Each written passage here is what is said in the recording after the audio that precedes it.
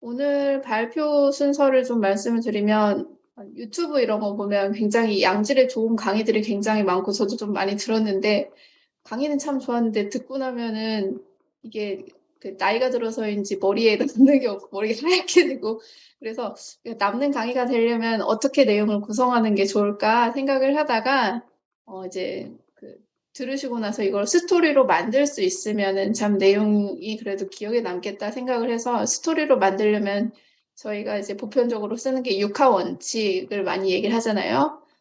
그래서 뭐 OWH 해가지고는 누가 언제 어디서 무엇을 어떻게 왜 뭐 여기에 맞춰서 이렇게 좀 제가 전달을 하면은 나중에 좀 떠올리시기 쉬울까 해서 이렇게 내용을 정해봤고요. 처음에는 오늘 강의 주제가 되는 그 순환경제, 영어로는 서큘러 이코노미라고 하는데 이게 대체 무엇이냐 들어보신 분들이 있을 수도 있고 아니실 수도 있는데 나랑 이제 굉장히 멀어 보이는 이 주제를 why 왜 내가 알아야 되지? 왜 지금 이게 아는 게 필요한가? 왜 중요한가? 이거를 이제 이야기하는 게 이제 두 번째 그 why에 해당이 된다고 좀 보시면 되겠습니다.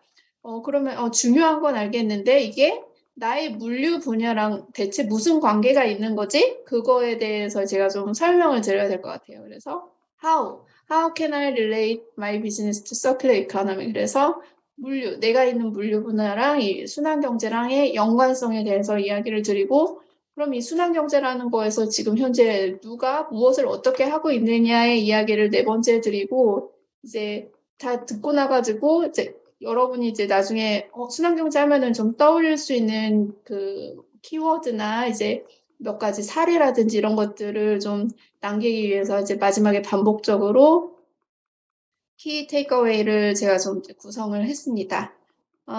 그래서 첫 번째로 순환 경제란 무엇인가 이거를 이제 개념 설명을 드려야 되겠는데 자, 요즘을 보면은 이제 코로나가 일어난 이후에 여러분은 이제 세상이 굉장히 많이 바뀌고 있다 이런 생각을 하고 계시나요? 이전하고는 좀 다른 세상이 좀 이렇게 뭔가 방향이 달라지고 있다 이런 것들을 좀 이제 저는 좀 느끼고 있고 이제 동향을 통해서 좀 그거를 알고 있는데 이제 시스템의 변화를 설명하는 키워드 중에 하나가 뭐냐면은 디머티리얼라이제이션이에요. 그러니까는 탈물질화라는 거죠. 그래서 이 말에 대해서 설명을 드리기 위해서는 요 아래에 있는 그래프를 좀 먼저 보시겠습니다. 이게 뭐냐면 세계 인구예요. 인구를 보면은 이제 여기서 이제 나이대가 어느 정도 다 되시는지 모르겠지만 이제 제가 그 81년생이거든요. 한 요 정도 된단 말이에요. 그리고 이제 고등학교 때쯤인가 뭐 그때쯤 항상 들었던 게 뭐 우리 지구는 50억 인구 막 이런 이야기들을 많이 들었었던 것 같아요. 지금 보니까 이때쯤이 세계 인구의 증가율이 정말 가파르게 올라가는 그 피크를 향해 달려가고 있는 이런 시기였는데 저는 그 어릴 때 생각으로 우리 지구의 인구는 50억에 이렇게 생각하고 있었는데 얼마 전에 지구 인구 수의 통계를 보고 깜짝 놀랐어요. 보니까는 거의 뭐 80억 인구? 곧 있으면 이제 10억 인구, 이제 100억 인구 해가지고 제가 어렸을 때 대비해서 인구의 수가 지금 보면은 폭발적으로 늘어가지고 이제 2배가 되는 거죠. 그래서 뭐 이쪽에 좀 더 앞쪽에서 태어나신 분들은 이미 태어났을 때 인구 대비 이제 2배가 된 이 인구가 2배가 된 이런 세상, 이제 지구 안에서 살고 계시는 거예요. 근데 인구가 늘어남에 따라서 일어나는 가장 큰 문제 중에 하나가 이 인구들을 다 먹이고 입히고 이 인구들이 이제 물질들을 사용을 해야 되는데 지구 안에 있는 한정된 물질로 이거를 감당하기가 굉장히 이제 한계에 다다르게 되는 상황이 됐다는 거죠. 그래서 이 많은 인구를 부양하고 그 살아가는 가운데 발생하는 문제 중에 가장 첫 번째로 발생하는 문제가 바로 이제 물질 사용 비용.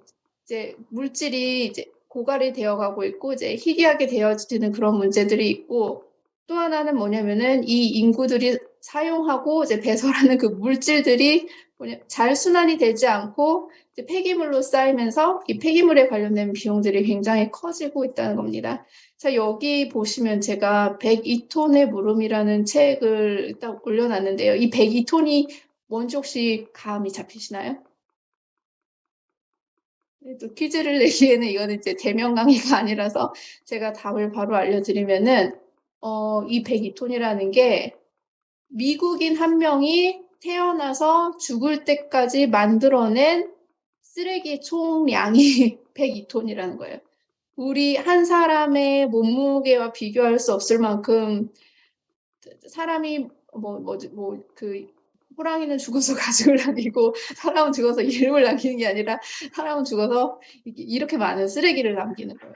그러니까 여러분도 이제 그 쓰레기 종량제 봉투 버리러 이제 매일 저녁에 나가실 때마다 우리 한 집에서 나오는 쓰레기가 이 정도인데 이 아파트 전체 모든 가구 수에서 나오는 쓰레기는 과연 얼만큼인가? 그럼 이 도시 안에서, 이 나라 안에서 나오는 이 쓰레기는 다 얼만큼 나오는 거고, 이 쓰레기들이 다 어디로 가는가, 이런 것에 대해서 좀 한 번이라도 생각을 해보신 적이 있을까요?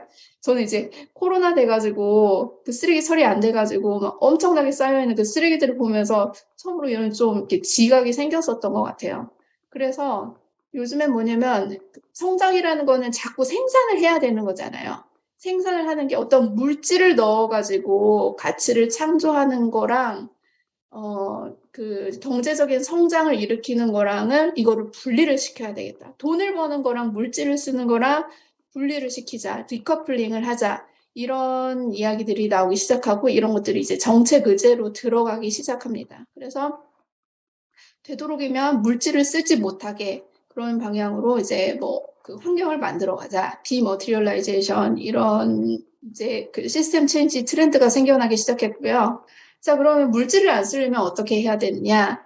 일단은 되도록 아예 처음부터 이제 물질이 적게 들어가게 이제 리듀스가 있겠고 또 그리고 이미 만들어진 거면은 쓰고 또 쓰고 또 쓰고 그래서 리유즈 그래서 여러분 이제 요즘 보면은 짜장면 같은 거를 시켜서 먹어도 짜장면 배달이 올 때 오는 그 컨테이너들이 보면은 굉장히 견고하고 이번 한 번만 먹고 쓰고 버리기에는 굉장히 너무 품질이 좋아요. 그래서 이제 그걸 집에서 또 씻어서 또 쓰고 이런 경우에 이런 것들이 바로 리유즈가 되겠죠. 이제 리사이클 같은 경우는 이제 그렇게 사용을 하다가 이제 마모가 되거나 이제 부서지거나 이런 것들을 이제 파쇄를 하거나 재료 차원으로 변형을 시켜가지고 이걸 또 다른 제품을 만드는데 투입되도록 하는 게 바로 리사이클인데 요즘에 이제 환경운동을 하는 사람은 아예 처음부터 소비를 하지 말자 아니면 이제 그 기증품이나 이런 것들 이제 누군가 그냥 공짜로 주는 거 아니면 이제 공짜로 주는 비닐봉지, 공짜로 주는 포장지 이런 것들 아예 처음부터 받지 말고 하자 이런 것들 리퓨즈로 해서 이제 포알 이런 운동이 있기도 해요. 그래서 보면은 이제 가장 바람직한 거는 리듀스 처음부터 아예 안 쓰는 게 좋은 거고 이제 되도록이면 만들어진 거면은 진짜 정말 쓸 수 있을 때까지 최대한 쓰는 거 이제 제품 디자인과 왜냐하면 이렇게 파쇄돼 버리면은 제품 디자인과 개발 과정에 투자됐던 이제 노력과 이제 상당 부분이 재활용해서 이제 분해를 통해서 파괴돼 버리기 때문이죠. 여러분은 이제 철강이란 하나의 소재가 있고 이제 그 철강을 통해서 만들어진 이제 자동차 몸체라는 그 하나의 구조물을 보면은 이 둘은 굉장히 밸류 차원에서 큰 차이가 있잖아요. 그래서 최대한 내재 가치를 보존하면서 길게 사용을 해야 되는데 순환경제라는 거는 보면 이제 위키피디아의 정의를 보면은 가능한 한 오랫동안 기존 자재 및 제품을 공유 임대 재사용 수리 개조해서 재활용하는 생산 및 소비 모델이다라고 나오는데 이 순환 경제에 대한 정의는 사람마다 학자마다 굉장히 다양하고 범위가 달라요. 그래서 대충 공통점들을 찾아보면 쓰레기를 만들지 말자. 제로 웨이스트가 굉장히 요즘 많은 말들이 나오고 있는데 그러면 눈에 보이는 쓰레기뿐만이 아니라 이 웨이스트의 범주를 이제 엑센처에 나오는 보고서들을 보면은 크게 4가지 범주로 나눠요. 우리가 쓰레기통에 버리는 그런 쓰레기뿐만이 아니라 다시는 써버려가지고 재생될 수 없는 물질이나 에너지 이런 것들도 이제 버려진 자원으로서 하나의 그 웨이스트라고 볼 수 있고, 또 하나는 뭐냐면은 쓸 수 있는데 안 쓰고 그냥 버리는 것들 있잖아요. 우리가 대부분 보면은 우리가 버리는 물건 중에 완전히 고장이 나가지고 버리는 물건들도 많이 있지만, 쓸 수는 있지만 나한테 필요가 없어서 버리는 그런 물건들도 굉장히 많단 말이에요. 이제 그런 경우는 라이프 사이클이 아직도 살아있는데 버려진 이런 것들도 있겠죠. 그리고 버려진 역량이라는 거는 그 일종의 저희 이제 물류를 하시는 분들은 이거 잘 이해가 되죠. 화물 없이 이동하는 이 차이. 이거 굉장히 큰 문제잖아요. 이제 여기 이제 공차로 돌아오지 않기 위해 얼마나 큰 노력을 합니까? 그리고 주차장 안에서 쉬고 있는 차는 원래 달려야 되잖아요. 차의 그 기능은. 근데 비싼 차들의 대부분 여러분 생각해 보세요. 여러분의 차들이 하루에 24시간 중에 주차장에 주차되어 있는 시간이 많은지 아니면 진짜로 운행이 되고 있는 시간이 많은지 생각하면은 대부분 보면은 주차장 안 속에 있는 그런 시간들이 많이 있죠. 그 시간 동안 일을 할 수 있음에도 불구하고 이런 것들이 바로 버려진 역량에 해당이 되겠고, 그다음에 버려진 내재 가치는 우리가 보면 복잡한 많은 부품으로 이루어진 그러한 제품들을 보면은 그 안에 여러 부품들이 있는데 아직 쓸 수 있는 이 각 부품의 수명들이 다 다르잖아요. 그 다른 수명 안에서 어떤 부품은 계속 그래도 고장나지 않고 쓸 수 있고 이제 꺼내져서 쓸 수도 있는데, 이 제품, 완제품이 고장이 났기 때문에 꺼내지지 않고 그 안에서 이제 폐기되어 버리는 이런 것들도 있기 때문에 그 웨이스트에 대한 이러한 정의나 범주도 굉장히 다양해서 이거 하나하나를 이제 없애는 것들을 이제 고려하고 이제 제로 웨이스트로 가기 위한 노력을 하는 게 바로 순환 경제가 될 수 있습니다. 순환 경제를 좀 더 이제 광범위하고 적극적으로 해석하는 분들 중에 한 분, 이제 되게 유명한 분들이 바로 여기 윌리엄 맥도나드와 이제 마이클 브라운가트라는 분이 있는데, 이분은 독일의 되게 유명한 화학자예요. 그리고 윌리엄 맥도나드는 굉장히 유명한 건축가예요. 이제 이 두 분이 뭐냐면은 서큘러 이코노미 안에서 이제 크레이들 투 크레이들이라는 그런 인증 시스템도 만들어가지고